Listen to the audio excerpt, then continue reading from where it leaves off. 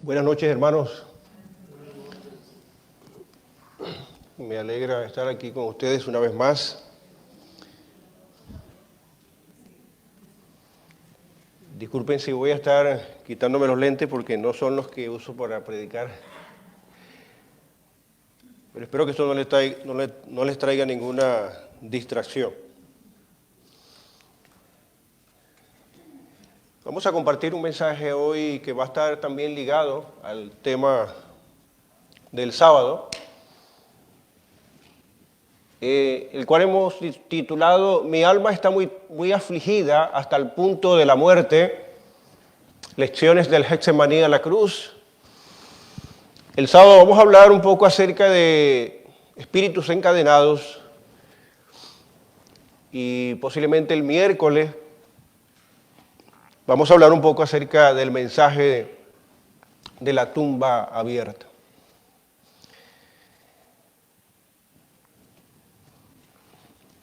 Debo decirle pues que extrañé mucho a la iglesia, extrañé a los hermanos, a la familia. Y estamos muy emocionados porque viene una vigilia y también 30 amaneceres con Cristo más. Vamos a hablar sobre el tema del Espíritu Santo, su persona y obra. Y vamos a agendar también algunas semanas importantes que vamos a compartir. Vamos a pensar, hace poco fue la Semana Santa y el mundo el mundo cristiano se concentra en muchos aspectos que tienen que ver con los últimos momentos de la vida de Jesús. Hay grandes, inmensas lecciones que giran en torno a nuestro Señor Jesucristo con respecto a sus últimas horas. Después de haber celebrado la cena con sus discípulos, empiezan a desarrollarse una serie de eventos. Principalmente Satanás, el dragón, es suelto. Ya no tiene ningún tipo de limitantes. Ahora tiene a su merced al Hijo de Dios. Durante su ministerio de 33 años, estuvo tratando de acosar a Jesús y ya en última instancia, Satanás tratando de impedir que Jesús siga su camino al Calvario. Encontramos en una ocasión que Jesús le dice a Pedro, el Señor te reprenda, cuando Jesús hablaba acerca de sus sufrimientos. ¿Cómo podía detener al Hijo de Dios en esta gran obra importante de salvación para la humanidad? Encontramos también, apreciados hermanos, que durante todo el ministerio de Jesús, aún los discípulos no podían entender la real obra de Jesús que venía aquí a esta tierra. Debo decirle que ya todo esto le producía a Jesús mucho dolor. Dice la Biblia, a los suyos vino y los suyos no le recibieron. El dolor de ser incomprendido. El dolor de la autodestrucción de aquellos a quien amaba. El dolor del rechazo de parte de su pueblo que por tantos años había proclamado la venida del Mesías y ahora estaba el Mesías allí con ellos. Pero no podían entender que el Mesías que venía a sufrir. Les costaba entender la profecía de Isaías acerca del Mesías que venía era a sufrir. Que venía no con un rostro de un modelo del último grito, no, dice que sería sin parecer alguno, para que nada los desviara acerca de la misión de Jesús. Pero ellos esperaban al contrario un rey poderoso, rico de cuna, de buen parecer, de gran estatura, y que sobre todo viniera a humillar al imperio romano. Jesús está en el Getsemaní. El dragón ha sido suelto para llevar a Jesús en el día 14 de Nisan, el día en que los judíos estaban celebrando ¿qué cosa? La Pascua. Años más tarde, el apóstol Pablo dirá, porque nuestra Pascua, que es Cristo, ya fue ¿qué? Sacrificada. Apreciados hermanos, la nación de Israel, por años, a través del sistema de sacrificio, a través de la liberación del pueblo de Israel, Dios trató de enseñarles lecciones importantes acerca de cómo Dios resuelve el problema del pecado. Desde el momento en que Adán y Eva pecaron, allí en el Génesis hubo una transacción, la primera transacción, una vida inocente por otra vida culpable. El cordero, inmolado desde antes de la fundación del mundo, estaba representando la mayor transacción que Dios venía a hacer en este mundo como sustituto de la humanidad. El inocente por el culpable. Una serie de figuras durante toda la trayectoria de los sacrificios estaban diciéndole al pueblo y al mundo una vida inocente por una vida culpable. Mire lo siguiente, para que nosotros comprendamos un poco este asunto, pensemos un momento unos años atrás, cuando el pueblo de Israel estaba a punto de ser liberado, esclavo del pecado. Jesús venía como Cordero Pascual a dar liberación del pecado. El Cordero Pascual fue preparado días previos a lo que se convertiría en el día número 1, el primero de los meses, el primer mes del año, el mes de Nisan, como el día de la gran liberación, el 14 de Nisan. Dios estaba tratando de liberar a su pueblo. Así que Dios envía una plaga tras otra plaga, una plaga tras otra plaga, y nada fue posible para que el faraón se convenciera de que tenía que liberar al pueblo de Israel. ¿Cuál fue la plaga que lo convenció de que finalmente tenía que liberar al pueblo de Dios? La vida de unos por la vida, por la liberación de otros. Así que Dios preparó a su pueblo y le dijo, deben apartar el Cordero Pascual. Y luego entonces toda la congregación lo inmolará, cada uno según la familia, si eran muy grandes, muy pequeñas, se tenían que reunir y tenían que sacrificar ese cordero. Luego tenían que derramar la sangre, ¿dónde? Colocarla, ¿dónde? En los dinteles de las puertas. Porque el ángel de la muerte pasaría, tomaría la vida de los primogénitos. Recuerden, la vida por la liberación. Una vida por la liberación. Y luego entonces, esa tarde, ya a la noche, pasó el ángel de la muerte. Y aniquiló a todos los primogénitos del pueblo de Israel, no solamente de la nación de Egipto. También aniquiló los animales, el primogénito de cada animal. Nada se salvó que no estuviese cubierto o amparado por esa marca de la sangre. Llegó a llamarse la Pascua, que viene de la palabra hebrea paje, que significa pasar por alto. El ángel pasaría por alto las casas que estarían manchadas de la sangre.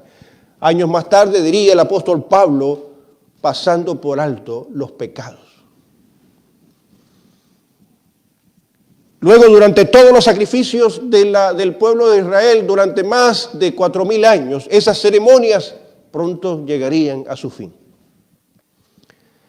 Ahora miramos, apreciados hermanos, yendo muy cerca, pero muy cerca, al momento del sacrificio de Jesús. Una vez más, Dios dando muestra de que Él venía a entregar una vida inocente por una vida culpable. Y encontramos a Jesús ante el gran tribunal de Pilato. Pilato está tratando de resolver el asunto porque Pilato sabe que Jesús es inocente. No ha encontrado ninguna prueba que lo haga culpable. Y Pilato entonces, para zafarse de esto, piensa en una estrategia. Y dice, tengo un criminal que nadie quiere, el más aborrecible, el peor de los criminales. ¿Quién va a querer a este hombre? y les ofrece una transacción. ¿A quién quiere que suelte? ¿A Barrabás o a Jesucristo, llamado el Cristo? Una vez más la figura, ese era no el día de suerte de Barrabás, era el día en que Barrabás y todas las personas hoy pueden entender el significado de la sustitución. Lo que el mundo celebra constantemente acerca del sacrificio de Jesús muchas veces no es entendido en su plenitud. Y Pilato les ofrece a Barrabás. Y ellos dicen, suéltanos a Barrabás.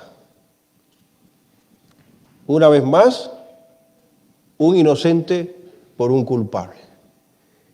Barrabás, su nombre en el original es Papito, parece que sus padres querían consentirlo, pero llegó a ser un desastre en la vida, como también es cada una de nuestras vidas, se ha vuelto un desastre por el pecado. Pero ahí está Cristo Jesús que va a dar su vida en la cruz del Calvario, la vida de un inocente por la vida de los culpables. Dice la Biblia, nadie tiene mayor amor que aquel que pone ¿qué? Su vida por sus amigos. Así que está el dragón Suer.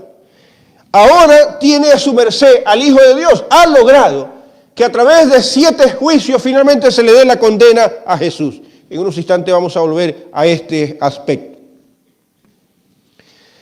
Así que Jesús es condenado a muerte ese 14 de Nisan. Los fariseos se sienten que han logrado con orgullo lo que querían. Jesús entonces es latigado, lacerado y finalmente encauzado hacia el monte Calvario. Lleva una cruz y durante esa trayectoria 4 hombres se van a encontrar con esa cruz.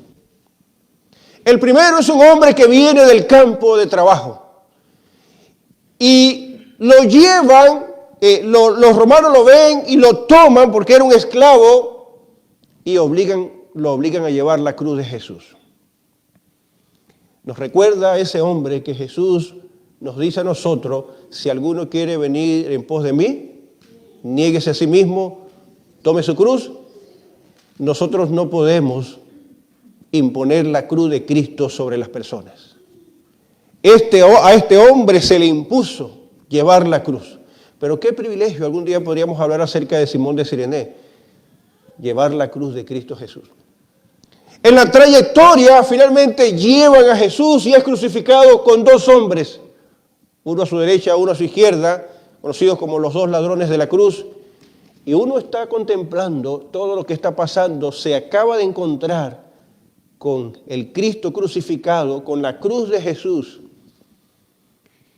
y ha llegado la gran oportunidad de su vida, a punto de morir. Este hombre puede mirar en Jesús, que puede morir una vez más un inocente por un culpable. Pero no logra ver el gran mensaje de la cruz y aborrece a Jesús con sus palabras.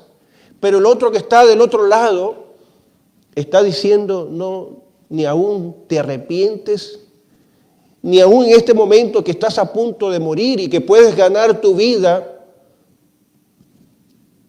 tienes la osadía de hablar así contra este hombre que ningún pecado ha cometido. Este hombre está viendo la cruz de una forma diferente. Está viendo la cruz como la oportunidad de la salvación. La última oportunidad. Y una vez más el inocente está dispuesto a morir por ese hombre y le dice, de cierto te digo, estarás conmigo en el paraíso. Otro hombre también se encuentra con la cruz en ese escenario. Es un soldado romano que también participó de todos los abusos contra Jesús. Pero en esa última instancia, ya Jesús, aunque había muerto, él reconoce que Jesús verdaderamente es el Hijo de Dios. Cualquiera sea de los escenarios de la cruz, apreciados hermanos, es un escenario fascinante. Pero así como para cada uno de ellos la cruz representaba algo, el Jesús crucificado era la esperanza de los discípulos, de los seguidores de Jesús. Ahora estaba la esperanza de Israel muerta. Satanás se sentía que había vencido. Los discípulos salieron todos despavoridos, huyeron. Solamente quedaron algunas mujeres. Juan fue el único que se aventuró a estar más de cerca. Judas había traicionado a Jesús, pero para ese momento ya se había quitado la vida. Pedro estaba profundamente arrepentido, con deseos de que Jesús por lo menos volviese a hablar y le dijera: Pedro, no te preocupes, yo te perdono, sé que me has negado. Ahí estaba la esperanza de ellos totalmente fallecida. A Jesús, más o menos como a la hora novena, exclamó las siguientes palabras. Dijo: Dios mío, ¿por qué me has desamparado?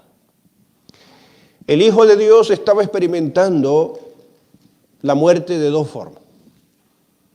Porque Jesús era Dios, igual al Padre. ¿Cómo podía Dios morir? Jesús tenía algo que lo unía a la humanidad y se unió a la humanidad con lazos que nunca más serán desatados. Su humanidad podía morir. Pero ¿cómo podía el Hijo de Dios, que es Dios y que nunca había pecado, morir? Como ser divino y como ser humano, estaba experimentando la muerte de dos formas. Estaba experimentando la muerte pasajera, que todos los seres humanos algún día vamos a experimentar, tanto justos como injustos. La primera muerte. Pero como Dios estaba experimentando la muerte segunda, que es la muerte más espantosa, no tiene nada que ver con la muerte física, porque para Dios la muerte física no es un problema. Pero estaba experimentando la muerte segunda, que es la muerte que produce el pecado, la separación total de Dios. Por eso Jesús estaba solo y el dragón estaba haciendo lo que quería, instigando la muerte de Jesús. Pero antes de que Jesús muriese, lo que más quería el enemigo era que Jesús desistiera de lo que estaba haciendo. Por eso planeó la cuarta tentación. Con todo el escenario de personas allí que estaban rechazando a Jesús y de algunos dolores de los que vamos a hablar más adelante, el enemigo quería que Jesús se descendiera de la cruz, como la gente decía: si eres el Hijo de Dios, recuerden las tentaciones del desierto, si eres el Hijo de Dios, bájate de allí y creemos en ti. Pero estaba en juego, ¿saben, hermanos, qué cosa? Estaba en juego la salvación de la humanidad. Ahora Jesús está muerto, pero hay algo que le preocupa al diablo. Hay algo que no está sucediendo como debería suceder normalmente. Los seres humanos fuimos creados para vivir y nadie lucha para morir. Todos luchamos para vivir. Cuando vamos a ungir a las personas, cuando las personas están muriendo, todos quieren tener una compañía. Es una regla aquí en los Estados Unidos. Toda persona que va a morir tiene que tener a alguien a su lado para que no experimente la soledad. Y las personas luchan y luchan, pasan por procesos tratando de su cuerpo de sobrevivir y de sobreponerse al enemigo número uno de los seres humanos, que es la muerte. Pero hay algo que va a pasar que al enemigo le incomoda. No entiende por qué Jesús no está luchando para morir. Es la muerte la que está tratando de acabar con el Hijo de Dios. Pero Jesús había dicho: viene el príncipe de este mundo, pero nada tiene contra mí. No había nada que pudiese Satanás usar en contra de Jesús para decir que él merecía la muerte. Por eso Jesús entonces, cuando ya había llegado la hora, Jesús se sujeta al dominio de la muerte y dice: Padre, en tus manos encomiendo mi espíritu. Jesús había dicho: tengo poder para poner mi vida. Así que eso le incomodaba. ¿Cómo fue que murió el Hijo de Dios y no luchó para no morir. Sencillamente se entregó al dominio de la muerte. Ahora estaba Jesús allí y una vez más vemos la historia de la salvación reflejada en otro aspecto. Jesús es bajado de la cruz. Dos hombres van a aparecer en el escenario. Uno fue entrevistado con Jesús una noche. Es un gran hombre del Sanedrín, respetado, de mucho dinero. El otro se ha mantenido en el anonimato, pero está convencido de que Jesús es el Hijo de Dios. Convencido de estos y sin temor, estos hombres piden el cuerpo de Jesús. Y uno de ellos ya tenía un seguro de gastos finales asegurado. ¿Cómo se llamaba? José de Arimatea. Un hombre rico, pastor. Ya él sabía dónde iba a estar su cuerpo cuando muriese. Una lección importante nosotros, para que nosotros tengamos nuestro seguro de vida, de gastos finales. Pero José de Arimatea está cediendo los derechos de esa tumba ¿a quién? Y cada uno de nosotros, apreciados hermanos, cada uno de nosotros cuando entregamos nuestra vida a Cristo Jesús, al Cristo crucificado, pero ahora resucitado, estamos cediendo los derechos de nuestra tumba a Cristo Jesús. Porque José de Arimatea había comprado esos derechos para él entrar allí, pero lo cedió a Cristo Jesús. Jesús ya estaba muerto. Jesús no decidió, pero ya Jesús estaba dispuesto a dar los derechos, a tomar sobre sí los derechos de la muerte que cada ser humano merece. Porque recuerden, la vida de un inocente por la vida de un culpable. Qué lección tan interesante e importante. Saber que aún Jesús en su muerte también está sustituyendo, está tomando nuestro lugar en la sepultura. Ahora está el Hijo de Dios allí en la tumba y la pregunta importante, ¿ahora qué está haciendo Jesús? ¿Ahora qué está haciendo Jesús en la tumba? Vamos a mirar el siguiente escenario. Los malévolos fariseos le dijeron a Pilato, necesitamos una guardia de soldados romanos. Porque este hombre cuando vivía había dicho que iba a resucitar, así que seguro van a intentar robar el cuerpo de Jesús. Y entonces van a inventar una historia de que ha resucitado y ahora entonces el asunto va a ser peor. Así que mandan una legión de soldados romanos. Soldados que no le tienen temor a nada. Soldados que están acostumbrados a la guerra. Soldados que están acostumbrados a pelear. Soldados que están acostumbrados a enfrentarse a un escenario de gente malévola que tratan de venir contra el imperio, contra tribus que se vestían de osos para infligir miedo. Ustedes saben que el miedo es contagioso y cuando uno tiene miedo, pues el otro empieza a tener miedo y eso se contagia, una pandemia de miedo. Así que envíen a los soldados que no le tienen temor a nada. Han colocado un tremendo sello imperial sobre la tumba de Jesús. Recuerden que la tumba de Lázaro no estaba ni siquiera sellada. Estaba medio abierta porque el olor salía. Pero el diablo que estaba instigando la situación estaba esperando el momento cuando el cuerpo de Jesús comenzara a oler a podrido. Porque había una profecía que decía que su santo no vería corrupción, ni tampoco serían sus huesos partidos. Así que Satanás todavía estaba celebrando el triunfo por adelantado, pero con reservas. Ahí están los romanos, está Satanás con todos sus demonios, pero no logran ver qué está pasando dentro de la tumba. El sábado vamos a hablar un poquito acerca de eso, porque la mayoría de los cristianos pierden de vista lo más hermoso de este mensaje, el mensaje del Cristo en la tumba. Para muchos Jesús estaba haciendo un tour ese viernes de la noche. Para muchos cristianos evangélicos, Jesús estaba de tour en las regiones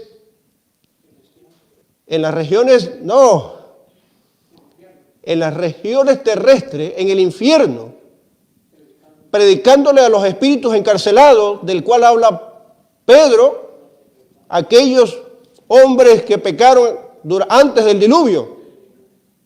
Eso es lo que dice la gente, los espíritus encarcelados.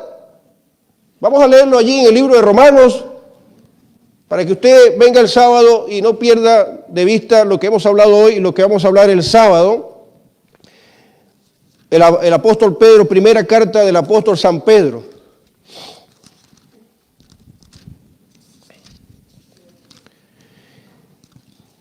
Capítulo 3, versículo 18. No lo olvide, dice, primera de Pedro, capítulo 3, versículo 18, dice, porque también Cristo padeció una sola vez por los pecados, el justo por los injustos, para llevarnos a Dios, siendo a la verdad muerto en la carne, no lo olviden, muerto en la carne, pero vivificado en el Espíritu. Ahí están las dos naturalezas divinas del Señor Jesús.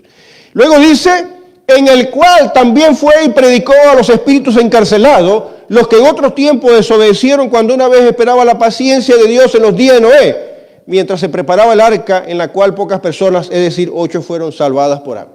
Así que para muchos Jesús estaba ¿dónde? Estaba haciendo un tour en las regiones del infierno, allá donde estaban los antediluvianos que no se arrepintieron en los días de Noé. Y Jesús le estaba predicando a ellos el viernes en la noche y durante el sábado. Una campaña que tenía Jesús allá en el infierno. Eso es lo que la gente cree. Eso no es lo que está diciendo la Biblia. Y eso lo vamos a estudiar el sábado y vamos a ver qué era lo que realmente Pedro estaba diciendo allí. ¿Qué significa la palabra espíritus encarcelados? Pero no es el tema de esta noche. Pero yo le voy a decir qué estaba haciendo Jesús el viernes en la noche en la tumba. Jesús estaba haciendo lo que siempre ha estado haciendo. Lo que más le gusta hacer Jesús.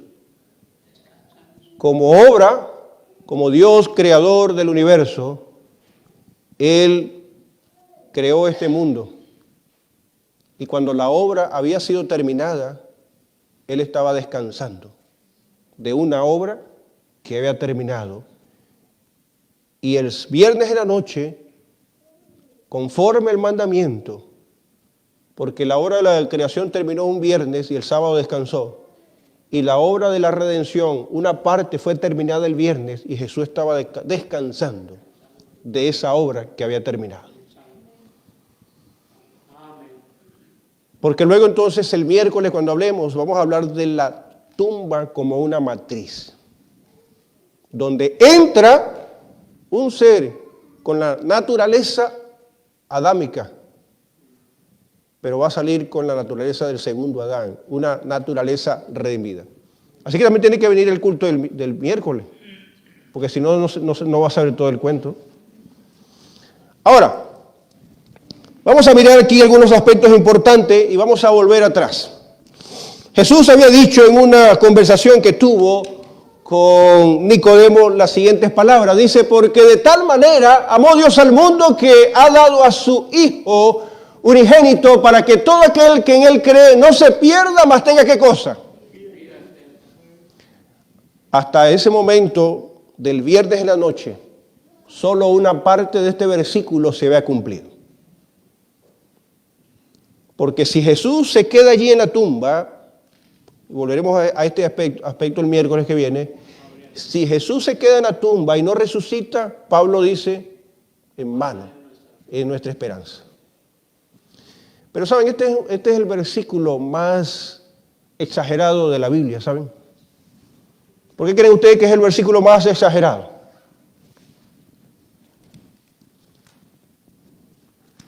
Mire por qué. Dice la Biblia, porque de tal manera, es una expresión griega que involucra el amor más grande. No lo olviden nunca jamás. De tal manera, o sea, el amor más grande. Amó Dios al mundo. Noten ustedes, apreciados, el mundo, la conquista más abarcante. Toda la historia de la humanidad está llena de hombres que trataron de conquistar el mundo. Solo Cristo Jesús ha conquistado el corazón de la humanidad. La conquista más abarcante. ¿Qué ha dado a su Hijo unigénito? Indudablemente el regalo más costoso que alguna vez la humanidad haya recibido es el don de Dios a través de Cristo Jesús. Luego dice, para que todo aquel que exagerado, es Juan 3:16, para que todo, la inclusión más desbordante, nadie se tiene que quedar fuera. Que en Él cree la fe más valiosa. No se pierda. La mayor desgracia que le puede ocurrir al hombre es perderse. Esa es la mayor desgracia. Mas tenga, ¿qué cosa? Vida eterna, la promesa más maravillosa. ¿No le parece exagerado Juan 3:16? ¿Vale la pena? ¿Creen ustedes que Juan lo podía haber descrito de una forma mucho mejor? No creo, apreciados hermanos. Mi alma, dice Jesús, está muy triste hasta la muerte. Es la expresión del Hijo de Dios al hablar acerca de su sacrificio. Esta expresión, apreciados hermanos, al evaluarla a la luz del Evangelio de Juan 3:16, tiene serias implicaciones. Estaba en juego la vida o la muerte de la humanidad. Estaba en juego la revelación más grande, más importante, el misterio más grande que dice el apóstol Timoteo. Grande e indiscutible es el misterio ¿de qué? De la piedad. Que Dios fue manifestado en qué? El misterio más grande, la encarnación de Dios, el Dios con nosotros. Involucra, apreciados hermanos, las implicaciones, la muerte de Jesús como nuestro sustituto. También implica el aparente triunfo de las huestes del mal. Porque hasta el domingo en la mañana, Satanás creía que había vencido. Y también involucra, apreciados hermanos, implica la gloriosa y eterna recompensa de los justos de todas las edades. Todo esto estaba en juego allí en ese lugar. Así que Jesús está en el Getsemaní y está con sus discípulos y él va a expresar las siguientes palabras. Mateo capítulo 26, versículo 38. Entonces Jesús les dijo, mi alma está muy triste hasta la muerte, quedaos aquí y velad conmigo. Estas palabras salieron de los labios de Jesús, porque a partir de ese momento Jesús iba a empezar a experimentar como ser divino y como ser humano como nunca antes las acechanzas del diablo. Yo les mencioné que Jesús le dio la autorización a Judas cuando estaban en la cena. Le dio la siguiente autorización, dice, ¿lo que vas a hacer algo? Allí el dragón dijo, este es el momento para hacer lo que siempre he querido. Y van ustedes a notar que todos los acontecimientos empiezan a ocurrir de manera rápida. Así que Jesús se siente triste, está experimentando el vacío, la soledad. Quiere que sus discípulos le acompañen a orar. ¿Y qué hacen los discípulos? Esperemos que no nos pase así en la vigilia, pastor, el sábado.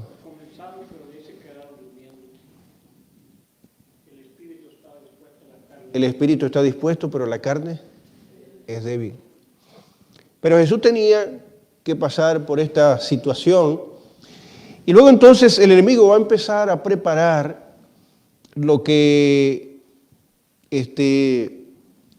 va a colocar las bases de la última gran tentación. Para eso, Satanás sabe que Jesús tiene una naturaleza que tiene 4.000 años de degenerada. Su humanidad siente dolor, siente sufrimiento, siente el sufrimiento. Jesús experimentó las tentaciones de una forma diferente, no significa que no podía pecar. En algún momento vamos a hablar acerca de las tentaciones, para poder entender la dinámica de por qué Jesús fue tentado en todo como nosotros, pero sin pecado. Pero mire, apreciados hermanos, lo primero que Satanás se va a asegurar es que Jesús pase por una serie de audiencias que tienen como finalidad de producir 5 tipos de dolores que son altamente impactantes, tanto físicos como mental. La primera audiencia preliminar la tiene ante Anás. El sumo sacerdote Anás estuvo de guardia en su sacerdocio del año 7 al año 14, después de Cristo. Es muy probable que Anás haya visto a Jesús en persona, pero nunca lo reconoció. En su niñez, en su juventud quizás.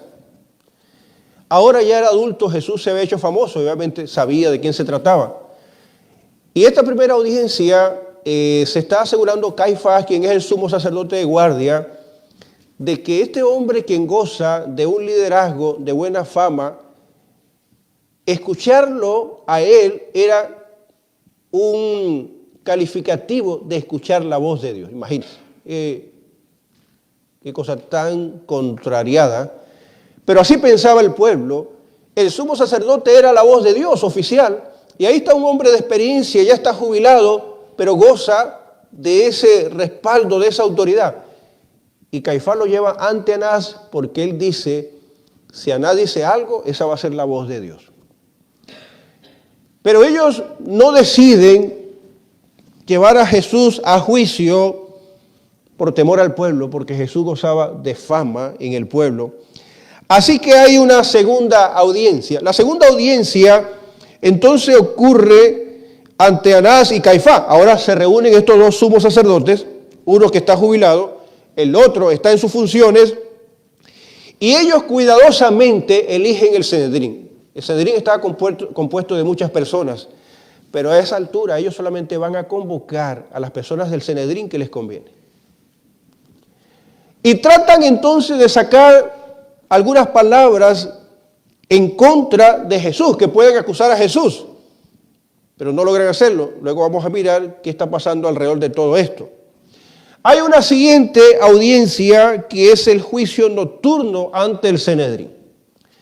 En este juicio se presentan personas que van a dar falsos testimonios, pero la Midrash establece en el capítulo 4, versículo 1, que el Sanedrín no le puede dar sentencia de muerte a una persona mientras es de noche. Así que ellos se encuentran con este problema y para darle un aire de legalidad a la sentencia de Jesús deciden esperar hasta la mañana. Pero durante este periodo de las tres primeras audiencias, a Jesús lo cachetean, a Jesús le escupen su rostro, a Jesús le golpean en la cara. Y ustedes saben, hermanos, era una situación denigrante. ¿Alguna vez ustedes no han escuchado hablar acerca de la celda del escupitazo? La celda del escupitazo fue una celda que inventaron los franceses durante la era de la famosa Iluminación, que era una celda como un tipo de sarcófago. Solamente cabía una persona. Y la persona estaba totalmente encerrada allí, pero solamente se le dejaba la cara expuesta. Y la gente del pueblo venía y le escupía en la cara. Y pasaban días y le escupía en la cara. El hombre no podía limpiarse el rostro. Y algunos escupían todo lo que tenían por dentro. Flemas. Cuando la Biblia dice que a Jesús fue escupido, en el original nos trata de indicar que no era sencillamente saliva, era flema lo que le estaban escupiendo, porque era una forma de humillar. Ahora, yo no quiero verles las caras, no me imagino la cara de estas personas a quienes Jesús les prometió que desde ahora veréis al Hijo del Hombre viniendo en las nubes de los cielos. O sea, ellos van a resucitar para ver a Jesús viniendo con poder y gloria. No me quiero imaginar la cara de estas personas que tuvieron la oportunidad de tener, no como nosotros quisiéramos, de tener a Jesús cara a cara, de haber visto su ministerio, la sanidad, y cómo Jesús cumplió con todas las profecías mesiánicas. No me quiero imaginar eso, no me lo puedo imaginar. Luego entonces Jesús es llevado a una cuarta audiencia. En esta cuarta audiencia es el juicio diurno ante el Sanedrín.